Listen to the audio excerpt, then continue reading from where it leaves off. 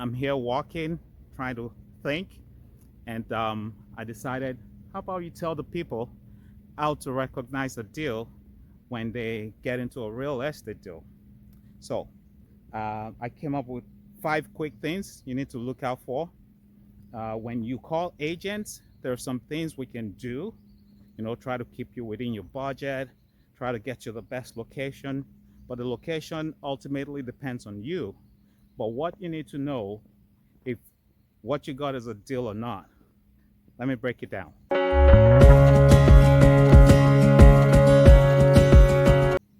Let me start at number 5. That's your comparables. Okay? So if you have comparables done for you, that's actually one of the first few things we do as agents. When you call us, we get comparables done. And the comparable is all about showing you if this seller is asking for too much or this seller is reasonable. Usually every seller on the street want to ask a little more than the last person got. And that's why you have houses always going up. If my neighbor got 1 million, I want to ask for like 1 million too. And when we see comparables that are like way out there, we already know the seller is not reasonable.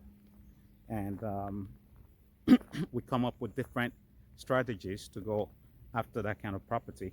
So comparables must be done and it must be reasonable. Okay.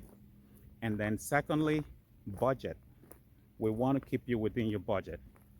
If you're within your budget, or there's something out there, if you're within your budget or under your budget, that's a deal. Okay. So when you're doing deals, you want to make sure you're within your budget or you're below your budget. If you're above your budget, it could still be a deal, but your number one would decide that. So that's number 4. Number 3 is location. I said something about location. The location has to be right. The 3 main reasons why your location has to be right. In case you buy a new property, some people might want to turn the whole property to an investment, like an investment property or rental unit where they have a cash flow coming, or maybe even not too much cash flow, but the tenants are paying the mortgage and the value of the property is increasing. Okay, so that's one reason for location. Another reason you want the best location is in case you want to sell that house, you want fast liquidity, you want to get that house in a place. Oh, there's a mouse, a chipmunk on the floor right there. See? So in case you want, let me switch it around so you can see the chipmunk.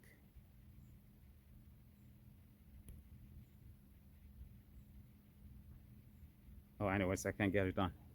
In case you want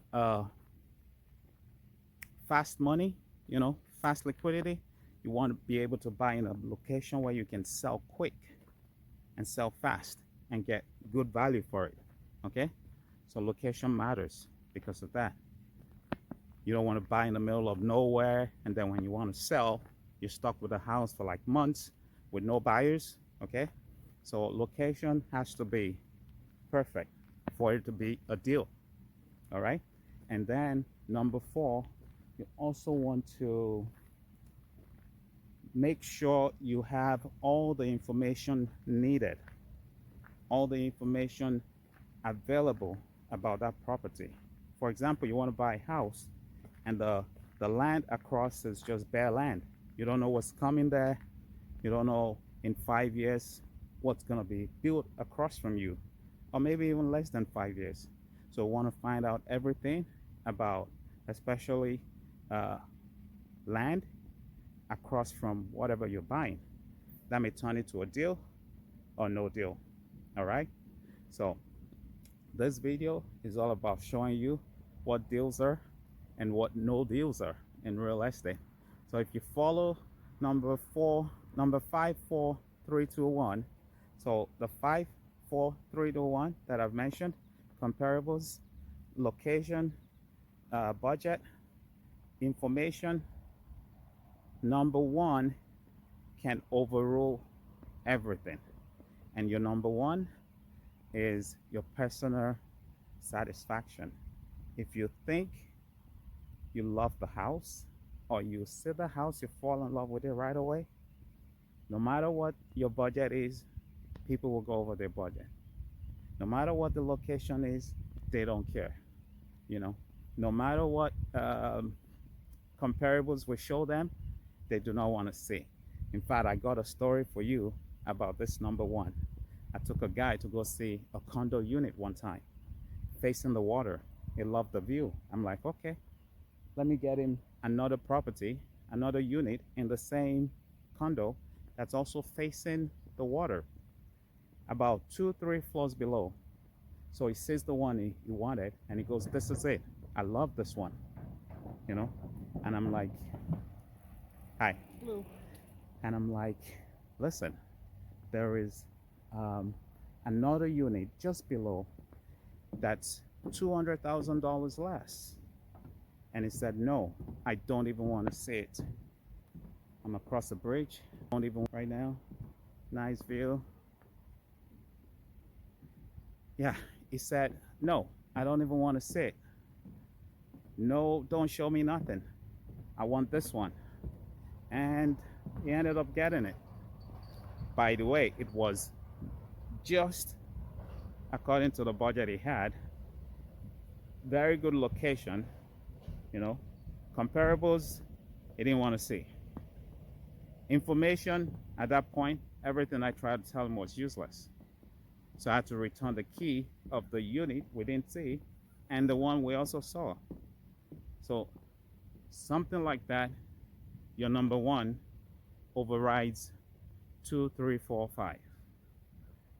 So what I'm trying to hand up to say is that your personal preference in real estate is what determines if you got a deal or not. People can say whatever they want to say. If you think you got a deal, you can tell your friends about it. You love the property, then, my friend, you got a deal. All right? So,